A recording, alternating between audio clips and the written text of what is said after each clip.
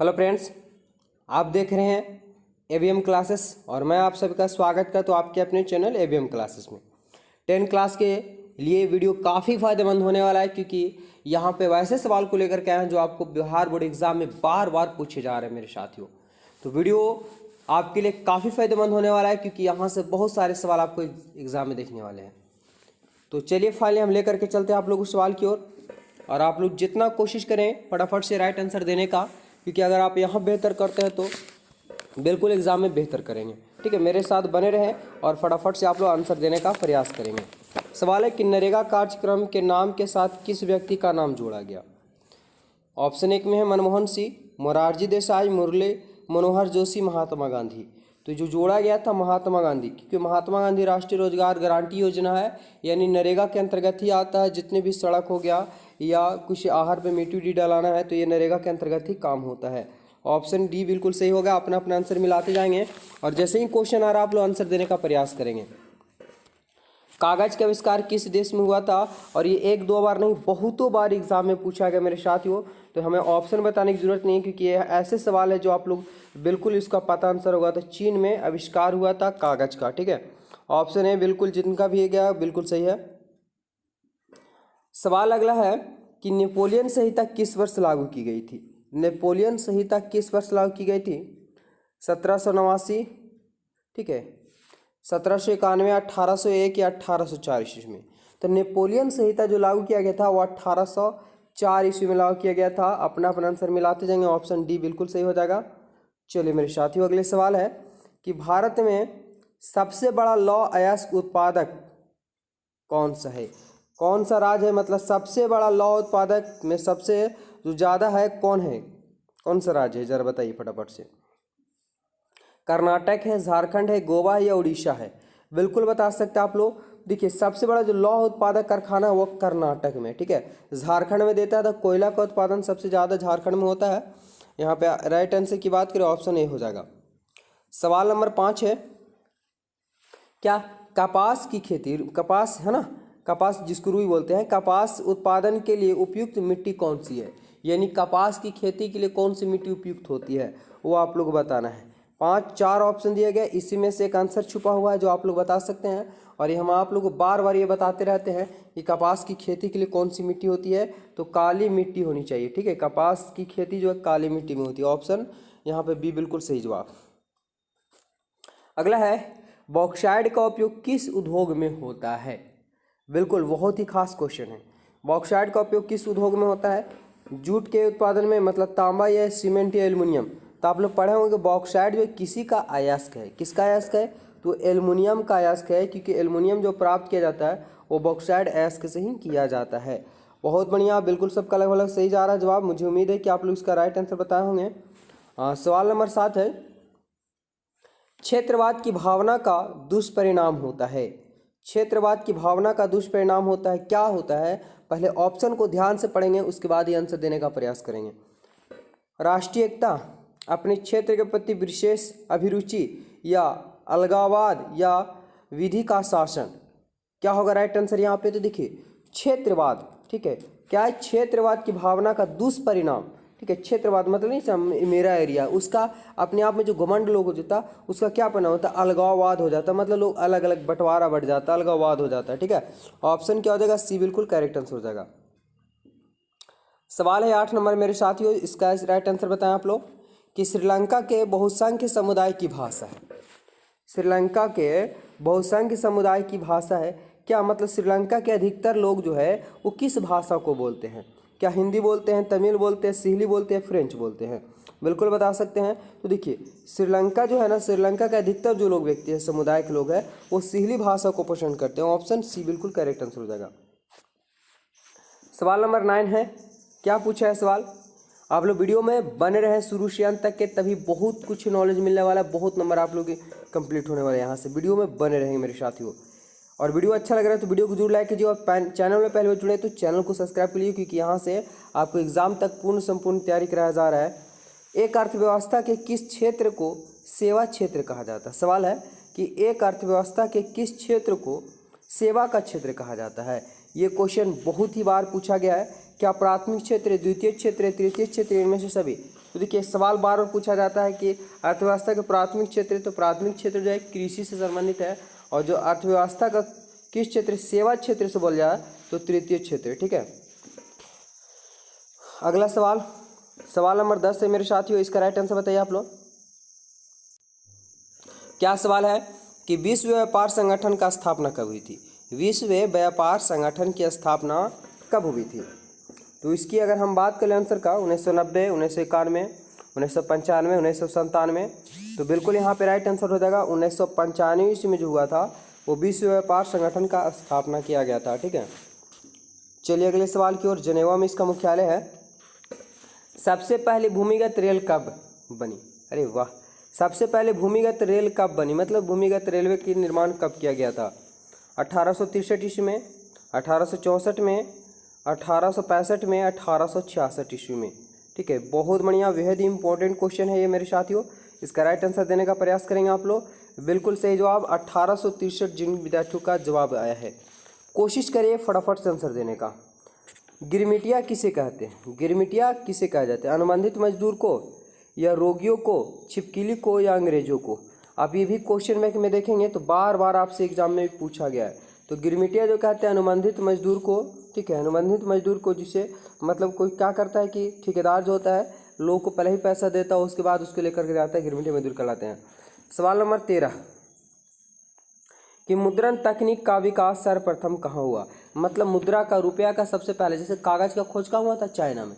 उसी प्रकार से जो है मुद्रण तकनीक का मतलब मुद्रा छापने का मशीन सर्वप्रथम कहाँ बनाया गया था? तो बिल्कुल जहाँ कागज बनाने का प्रयोग किया जाएगा वहीं तो किया जाएगा, क्योंकि रुपया भी आप देखो कागज का ही होता है, तो चीन में ही हुआ था। ऑप्शन बी बिल्कुल इसका सही जवाब हो जाएगा मेरे साथियों। सवाल अगला है 14 नंबर सवाल। अल हिलाल का संप्रदान ने किया था, बताइए फटाफट से। अल हिलाल का संप्रदान ने किया था मतलब किसने किया था? ऑप्शन 4 है, ऑप्शन में बोलने की जरूरत नहीं है, बिल्कुल साफ नज़र आ रहा है एकदम HD क्वालिटी में। तो अल हिलाल का संप्रदान जो किया था, आप लोग नज़र ही आ रहा है कि अल हिलाल है ना, मतलब नाम से ही पता चल रहा है कि कोई ना कोई MD ही दिए होंगे। तो मौलाना आज़ाद दिए थे, अल हिलाल का संप्रदान किए थे। ठीक है, अगला सवाल है, क्या दिया हुआ है? रूसी क्रांति के समय वहाँ का शासक था। क्या बात है, बहुत ही इंपॉर्टेंट क्वेश्चन। रूसी क्रांति के समय वहाँ का शासक था मतलब कौन था सो बताना। जॉर्ज पंचम, गागरिन, जार निकोलस द्वितीय, या जार निकोलस प्रथम? क्या होगा? तो जार निकोलस द्वितीय था रूस की क्रांति के समय, जब रूस में क्रांति चल रहा था तो वहाँ का शासन जो था रूस की, कौन था? जार निकोलस द्वितीय। बिल्कुल करेक्ट आंसर सी हो जाएगा। और सवाल हमारा अगला 16 नंबर सवाल कि सन 1870 ईस्वी में फ्रांस और प्रासा के बीच में युद्ध हुआ था। मतलब 1870 ईस्वी में जो फ्रांस और प्रासा के बीच में जो युद्ध हुआ था वो कहाँ हुआ था? क्या सेडोन में हुआ था, सेडोवा में हुआ था, साइडान में हुआ था, या फ्रैंकफर्ट में हुआ था? बिल्कुल बता सकते हैं मेरे साथियों। तो 1870 ईस्वी में जो हुआ था फ्रांस और प्रासा के बीच में जो युद्ध हुआ था वो सेडोन में हुआ था। ठीक है, ये बहुत इंपॉर्टेंट सवाल है टोटल, क्योंकि ये सवाल यहाँ आपको एग्जाम में देखने को 100% है कि मिलने वाले बहुत सारे सवाल। देखिए, वार एंड पीस किसकी रचना है? कल भी ये सवाल आया था आप लोग को। ठीक है, वार एंड पीस किसकी रचना है बताएंगे? तो वार एंड पीस जो रचना है ये रचना है टॉल्स्टॉय का। किसका? टॉल्स्टॉय। ऑप्शन क्या होगा? बी बिल्कुल यहाँ पे करेक्ट आंसर हो जाएगा आपका। अगला नंबर सवाल 18 नंबर, वियतनाम में टोक्यो फ्री स्कूल की स्थापना कब हुई थी? वियतनाम में एक शहर है टोक्यो, वहाँ फ्री स्कूल मतलब स्कूल में कोई पैसा नहीं लगता था, वो कब स्थापना किया गया था? ठीक है, बिल्कुल ऑप्शन नज़र आ रहा है 1907 में, 1908 में, 1910 में, 1911 ईस्वी में। तो इसकी राइट आंसर की बात करें कि वियतनाम में जो टोक्यो शहर में फ्री स्कूल की स्थापना किया गया था 1907 ईस्वी में किया गया था। जिनको याद नहीं है याद करते चलेंगे मेरे साथ। 19 नंबर सवाल है, रंपा विद्रोह कब हुआ था? बताना है। रंपा विद्रोह जो हुआ था वो कब हुआ था आप लोग? 1916 में, 1917 में, 1918 में, 1919 ईस्वी में। बहुत ही एक खास क्वेश्चन है ये, क्योंकि बार बार सवाल में एग्जाम में पूछा जाता है। तो रंपा विद्रोह जो हुआ था 1916 ईस्वी में हुआ था। Option number A. अगला सवाल है, जमशेदजी टाटा ने Tata iron and steel company की स्थापना कब की? जमशेदजी मतलब जमशेदपुर जिसको बोल देते हैं, ठीक है, जमशेदपुर में है। तो जमशेदजी टाटा ने टाटा आयरन स्टील कंपनी की स्थापना कब हुआ था? क्या 1854 में हुआ था, 1907 में, 1915 में, 1923 ईस्वी में हुआ था? बिल्कुल, तो ये जो हुआ था जमशेदजी टाटा स्टील कंपनी की जो स्थापना हुआ था, टाटा आयरन स्टील कंपनी, 1907 ईस्वी में हुआ था। अगला सवाल आपके सामने हाजिर है। चलिए बताना है आप लोग को कि मरुस्थलीय मृदा का विस्तार निम्न में से कहाँ हुआ था, मतलब कहाँ? तो बिल्कुल आप लोग को पता होगा, इनमें ऑप्शन भी बताने की इसकी ज़रूरत नहीं है, आप बिल्कुल सामने ज़रा होगा।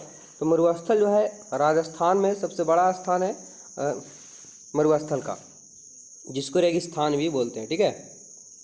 चलिए सवाल नंबर 22 है, देश के बांधों को किसने भारत का मंदिर कहा था? अरे वाह क्या बात है कि देश के बांधों को किसने भारत का मंदिर कहा था? महात्मा गांधी, स्वामी विवेकानंद, डॉक्टर जयप्रकाश प्रसाद या पंडित नेहरू ने कहे थे। तो देखिए विद्यार्थी, ये सवाल जो है कि देश के बांधों को भारत का मंदिर कहने वाले जो व्यक्ति थे पंडित नेहरू थे। बहुत ही खास क्वेश्चन है, ये एग्जाम में आ सकता है। चलिए अगला सवाल, इनमें कौन सा ऐसा जीव है जो केवल भारत में ही पाया जाता है? देखिए सवाल बार बार आपसे एग्जाम में पूछा जा रहा है मेरे साथियों, ठीक है। तो घड़ियाल जो है ना, घड़ियाल ये केवल सिर्फ कहाँ पाया जाता है? भारत में पाया जाता है। ऑप्शन जो आएगा ऑप्शन नंबर ए। अगला सवाल है, यूरेनियम का प्रमुख उत्पादक स्थल, यानी यूरेनियम का सबसे प्रमुख उत्पादक स्थल कहाँ है? डिगबोई में है, झरिया में है, घाटशिला में है या जादूगोड़ा में है? तो ये कई बार एग्जाम में पूछा गया है, किसका? यूरेनियम का। यूरेनियम ऐसे पदार्थ होते हैं जो अपने आप में विखंडित होते रहता है। तो यह है जादूगोड़ा, है ना, जादूगोड़ा यूरेनियम प्रमुख स्थल वहाँ प्राप्त होता है। अगला सवाल, किस फसल को उजला सोना कहा जाता है?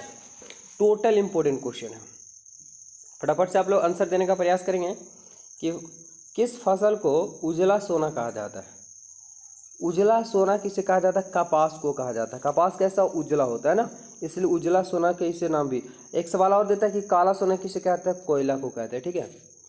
चलिए विद्यार्थी अगला सवाल, संसार के चावल उत्पादक देश में भारत का स्थान क्या है? मतलब पूरे विश्व में ऐसा नहीं कि खाली भारत में ही चावल होता है, अन्य देशों में भी चावल की खेती होती है, लेकिन उन सभी टोटल देशों में से भारत का कौन सा स्थान है वो पूछा है आपसे।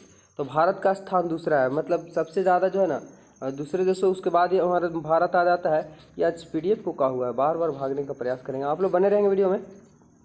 चलिए 27 नंबर सवाल देखेंगे, भारत में वर्तमान रेल मंडलों की संख्या कितनी? ये हम PDF आप लोग को डाल देंगे डिस्क्रिप्शन बॉक्स में, आप वहाँ से भी देख सकते हैं। एक बार लाइव क्लास कर लीजिए पूरा, उसके बाद एक बार देख लीजिएगा, आपको याद हो जाएगा। भारत में वर्तमान रेल मंडलों की संख्या कितनी है? रेल मंडलों जोन की संख्या पूछा आपसे, ठीक है। 27 नंबर सवाल का आंसर, बहुत बढ़िया। तो रेल मंडलों की संख्या जो है 16 है, ठीक है, 16। अगला, भारत के किन शहरों में मेट्रो रेलवे सेवा जो है से उपलब्ध है? कोलकाता एवं दिल्ली में है, दिल्ली एवं पटना में है, कोलकाता एवं दिसपुर में है या दिल्ली और आगरा में है? तो ये तो आप लोगों सभी को लगभग जो है 90% विद्यार्थियों का इसका राइट आंसर पता है कि कोलकाता और दिल्ली बड़े शहरों में मौजूद है मेट्रो रेलवे का सुविधा उपलब्ध। अगला सवाल है, भारत का राष्ट्रीय पक्षी। अरे वाह, इतना इजी क्वेश्चन पूछेगा, विद्यार्थी टॉपर ना बन जाएंगे, क्या बात है। म्यूर, म्यूर जिसको क्या बोलते हैं? मोर बोलते हैं ना। तो ये संस्कृत शब्द दे दिया है, मोर को म्यूर बोलते हैं संस्कृत में। तो भारत का राष्ट्रीय पक्षी है म्यूर। हंस मत मार दीजिएगा आप लोग। चलिए थोड़ा सा आप लोग वीडियो को क्वालिटी चाहे तो बढ़ा सकते हैं, या हम बोल रहे हैं आप लोग सुन सकते हैं, ठीक है। थोड़ा सा धुंधला टाइप का आ गया, कोई दिक्कत नहीं है। 2-4 क्वेश्चन है, बाकी आप लोग पूरा बढ़िया। सोपानी कृषि किस राज्य में प्रचलित है? बिहार के मैदानी क्षेत्र में, उत्तराखंड में, हरियाणा में या पंजाब? बिल्कुल बता सकते हैं आप लोग। तो सोपानी कृषि जो है उत्तराखंड में प्रसिद्ध है। कहाँ? उत्तराखंड में सोपानी कृषि। करेक्ट आंसर भी हो जाएगा। चलिए अगला सवाल है कि सुनामी प्रभावित क्षेत्र में मकानों का निर्माण कहाँ करना चाहिए? कहने का मतलब कि जहाँ सुनामी जो है प्रभावित क्षेत्र है, मतलब अधिकतर बार बार सुनामी आता रहता है, तो मकानों का निर्माण कहाँ करना चाहिए? समुद्र तट के निकट करना चाहिए, अच्छा समुद्र के पास ही करना चाहिए, समुद्र से दूर ऊंचाई पर करना चाहिए, इनमें से कोई नहीं। तो ये बच्चे से भी अगर आप सवाल पूछेंगे तो बिल्कुल ये बता देगा सवाल का आंसर कि जहाँ सुनामी प्रभावित क्षेत्र है तो समुद्र के, सुनामी तो कहाँ आता है? सुनामी जो आता है समुद्र में ही आता है। अगर समुद्र के निकट करेंगे तो दिक्कत ही दिक्कत है, समुद्र के पास करेंगे तो भी दिक्कत है, तो समुद्र से दूर करना चाहिए और ऊंचाई पर करना चाहिए, ऑप्शन सी। अगला है, सूचना के अधिकार संबंधित कानून कब बनाया गया था? बिल्कुल इसके बाद तो बढ़िया से फ्रेश क्वेश्चन है, टेंशन मत लीजिए। सूचना के अधिकार संबंधित कानून कब बनाया गया था? 32 नंबर सवाल का आंसर। तो इसकी जो राइट आंसर की बात करें 2005 में बनाया गया था सूचना अधिकार संबंधित कानून, और ये बार बार एग्जाम में पूछा गया सवाल है। टोटल सवाल इंपॉर्टेंट विद्यार्थी, एक भी क्वेश्चन को मिस मत कीजिए, वीडियो छोड़कर मत जाइए, नहीं तो बाद में पछताना पड़ेगा आप लोग को। निम्नलिखित में से किसे लोकतंत्र का प्राण कहा जाता है यानी माना जाता है? सरकार को, अरे सरकार तो फेंकू होते हैं, न्यायपालिका को, संविधान को, या राजनीतिक दल को? तो देखिए लोकतंत्र का प्राण माना जाता है, ठीक है। तो लोकतंत्र का प्राण किसे माना जाता है? आज हम लोग किससे बंधे हुए हैं? तो राजनीतिक, लोकतंत्र का प्राण जो माना जाता है राजनीतिक दल को माना जाता है, ठीक है। राजनीतिक दल को लोकतंत्र का प्राण माना जाता है। सवाल नंबर अगला है, ठीक है। इस क्वेश्चन में से हमें डॉट लग रहा है, हमें राइट आंसर की बात करेगा हम, ठीक है। तो संविधान होना चाहिए इसका राइट आंसर। लोकतंत्र का प्राण जो माना जाता है संविधान को माना जाता है, ऑप्शन सी होगा इसका, बिल्कुल मेरे अनुसार से ऑप्शन सी हो जाएगा। थोड़ा सा एक बार कमेंट बॉक्स में आप लोग देख लीजिएगा। चलिए नहीं हुआ तो हम कमेंट बॉक्स में पिन अप कर देंगे। निम्नलिखित में कौन राष्ट्रीय दल नहीं है? कौन सा है जो राष्ट्रीय दल नहीं है विद्यार्थी, वो बताना है आप लोग को, ठीक है। देखिए कांग्रेस पार्टी राष्ट्रीय दल है, बहुजन समाज पार्टी ये भी राष्ट्रीय दल है, लोक जनशक्ति पार्टी और भारतीय जनता पार्टी। तो ये जो लोक जनशक्ति पार्टी है क्षेत्रीय दल है, राष्ट्रीय दल नहीं है, ऑप्शन सी हो जाएगा यहाँ पे बिल्कुल करेक्ट आंसर। आप लोग सवाल देख नहीं रहे कि उसे फटाफट से आंसर देने का प्रयास करेंगे, क्योंकि धीरे धीरे ज़्यादा कराएंगे विद्यार्थी तो समय ज़्यादा लग जाएगा, और ज़्यादा समय नहीं है। 35 नंबर सवाल, भारत में किस तरह के लोकतंत्र की व्यवस्था की गई है? प्रत्यक्ष, अप्रत्यक्ष, अप्रत्यक्ष अप्रत्यक्ष दोनों, इनमें से कोई नहीं। तो बिल्कुल इसकी करेक्ट आंसर की बात करें तो भारत में जो है प्रत्यक्ष नहीं अप्रत्यक्ष शासन की व्यवस्था है, अप्रत्यक्ष। अगला सवाल है, ठीक है। गठबंधन सरकार की पकड़ प्रशासन पर होती है क्या? गठबंधन सरकार पर पकड़ जो प्रशासन की होती है, गठबंधन सरकार की पकड़ प्रशासन पर होती है, मजबूत, ढीली, अति मजबूत या कठोर? क्या होगा? तो देखिए गठबंधन मतलब ढेर सारा मिल करके बना है, और उसमें अगर एगो भी घसक जाएगा तो पूरा व्यवस्था का हो जाता है, चौपट हो जाता है, सरकार गिर जाती है। इसलिए क्या होगा? ये ऑप्शन बी होगा, ढीली होती है। पकड़ कहती है प्रशासन की पकड़ ढीली होती है। अगला सवाल है उसी से संबंधित, गठबंधन की सरकार बनाने की संभावना किस प्रकार की दलीय व्यवस्था होती है? एक दलीय व्यवस्था, द्विदलीय व्यवस्था, बहुदलीय व्यवस्था, इनमें से कोई नहीं। देखिए ये सवाल अभी तुरंत हम आप लोग बता दिए क्या कि गठबंधन मतलब ढेर सारा सरकार मिलता है तब जाके बनता है गठबंधन बनता है। तो गठबंधन सरकार बनाने की संभावना किस प्रकार की दलीय व्यवस्था? तो बहुदलीय है, मतलब ढेर सारा दल मिलेंगे तब जाके गठबंधन बनता है, ऑप्शन सी। तो ये सब सवाल आपको रटने वाले नहीं है, बिल्कुल ऐसा सवाल क्या है, समझने वाला। अगर आप सवाल ये सब समझ जाते हैं तो एग्ज़ाम में आप ऐसे ही बेफिक्र होकर के मार देंगे बिल्कुल सही, और रटिएगा तो ये सब काम नहीं चलने वाला है। चलिए सवाल है अगला कि भारत में 1977 में हुए आम चुनाव में किस पार्टी को बहुमत मिला था? कब? 1977 की बात किया जा रहा है कि 1977 ईस्वी में जो आम चुनाव हुआ था उसमें किस पार्टी को बहुमत मिला था, मतलब कौन सा पार्टी जो जीता था? तो ये जनता पार्टी जीता था, भारतीय जनता पार्टी है ना, जनता पार्टी। ऑप्शन क्या होगा? बी। पता ना पीडीएफ को कभी कभी क्या हो जाता है, माथा गर्म कर देता है। बने रहेंगे साथियों आप लोग वीडियो में, घबराने की जरूरत नहीं है, ठीक है। अगला सवाल है, भारत का केंद्रीय बैंक कौन है? इसे भी लगता है ना घूमने का मन कर जाता है पीडीएफ को बार बार, ये भी बोर हो जा रहा है क्या? आप लोग बोर नहीं हो रहे हैं? भारत का केंद्रीय बैंक कौन है? केंद्रीय बैंक का नाम पूछा आपसे, रिजर्व बैंक ऑफ इंडिया, क्षेत्रीय ग्रामीण bank, state bank, Punjab national bank. तो देखिए केंद्रीय बैंक मतलब सेंट्रल बैंक जो होता है वो रिजर्व बैंक ऑफ इंडिया है, ठीक है। रिजर्व बैंक ऑफ इंडिया है, सेंट्रल है। अगला, संचार का सबसे लोकप्रिय साधन है क्या? सार्वजनिक टेलीफोन है, मोबाइल है, वॉकी टॉकी है, या रेडियो है? तो आज के युग में तो जान ही रहे हैं कि सबके पास क्या हो चुका है, सबके पास में आजकल मोबाइल हो चुका है। तो संसार का लोकप्रिय साधन जो है आपका वो क्या है? मोबाइल हो चुका है, ठीक है। पहले था टेलीफोन लेकिन अब क्या हो चुका है? मोबाइल हो चुका है मेरे साथियों। उपभोक्ता संरक्षण अधिनियम कब घोषणा होती? उपभोक्ता संरक्षण अधिनियम की घोषणा कब हुई थी? तो ये जो हुआ था, बिल्कुल ये भी सवाल कई बार एग्जाम में पूछा गया। और याद रखिएगा, उपभोक्ता से संबंधित आपसे क्वेश्चन एग्जाम में पूछा ही जाता है। ठीक है, उपभोक्ता पता है ना कि जो भी व्यक्ति कोई वस्तु को खरीदता है, उसका इस्तेमाल करता है, उपभोक्ता कहलाता है। तो उपभोक्ता संरक्षण अधिनियम जो है 1986 में लागू किया गया था। अगला सवाल है, आधुनिक युग की प्रगति का श्रेय मुद्रा को है, यह कथन है। ये देखिए, कल वाला भी टेस्ट में आया था आप लोग को, ये जो मार्शल के द्वारा कहा गया था। किसके द्वारा? कि आधुनिक युग के जो प्रगति का जो श्रेय है मुद्रा ही है।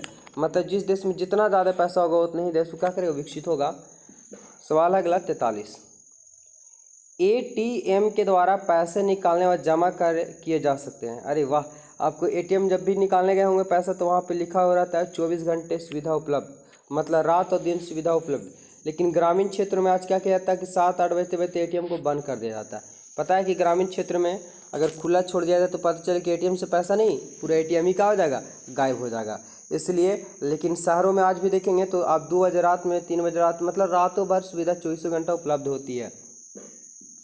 सवाल है 44 नंबर, आउटसोर्सिंग का सर्वे प्रमुख क्षेत्र है। कौन है? आउटसोर्सिंग का सर्वे प्रमुख क्षेत्र भारत है, नेपाल, श्रीलंका या पाकिस्तान है। मेरे साथियों राइट आंसर आना चाहिए। तो आउटसोर्सिंग का सर्व प्रमुख क्षेत्र जो है वो भारत ही है, अपना देश Bharat. I love my India. सवाल नंबर है, ISI चिन्ह अंकित करता है। क्या करता है? 500 उत्पादों पर, 1550 उत्पादों पर, या 1400 उत्पादों पर, या 1600 उत्पादों पर। तो ISI जो, ठीक है ना, ISI जो चिन्ह अंकित करता है वो करता है आपको 1500 उत्पादों पर। ठीक है, उत्पाद मतलब कोई वस्तु जब बनता है तो 1500 पार होता है तो उस पर ISI चिन्ह अंकित कर देता है। ठीक है, चलिए विद्यार्थी इसका राइट आंसर बताइए आप लोग फटाफट से। एकदम जितना एक्टिव रहिएगा उतने एग्जाम में तहलका मचाएगा। अंतर्राष्ट्रीय व्यापार संबंधित नियमों को निर्धारित करने वाली संस्था कौन है? अंतर्राष्ट्रीय मतलब इंटरनेशनल व्यापार संबंधित नियमों को निर्धारित करने वाली संस्था का नाम बताना है आप लोग को। तो ये जो संस्था जो है कौन है? तो देखिए ये करता है अंतर्राष्ट्रीय व्यापार संबंधी नियमों को विश्व बैंक के द्वारा किया जाता है। ठीक है, विश्व बैंक के द्वारा किया जाता है। सवाल है अगला 47 नंबर, 26 दिसंबर 2004 को विश्व के किस हिस्से में भयंकर सुनामी आया था? और ये कई बार एग्जाम में पूछा गया मेरे साथियों कि 26 दिसंबर 2004 को विश्व के किस हिस्से में भयंकर सुनामी आया था? तो ये जो आया था ना, बंगाल की खाड़ी में आया था। बहुत भयानक, बहुत लोग तबाह हो गए थे, बहुत लोग की जान चली गई थी। निम्नलिखित में से किस नदी को बिहार का शोक नदी कहा जाता है? और ये विद्यार्थी कई बार एग्जाम में पूछा गया सवाल है। ठीक है, कई बार एग्जामों में पूछा गया सवाल है। बिहार का किस नदी को शोक नदी कहा जाता है? तो कोसी नदी को बिहार का शोक नदी कहा जाता है। वीडियो अच्छा लगा हो तो मेरे साथियों वीडियो को लाइक कर दीजिए और अपने दोस्तों भाई बहनों को पास थोड़ा सा शेयर कर दीजिए ताकि वो भी पढ़ ले और अच्छा खासा बिहार बोर्ड में स्कोर कर ले। ठीक है, तो वीडियो अगर अच्छा लगा तो वीडियो को जरूर लाइक कीजिए और चैनल को सब्सक्राइब कर लीजिएगा। धन्यवाद दोस्तों, मिलते हैं अगले टॉपिक ले।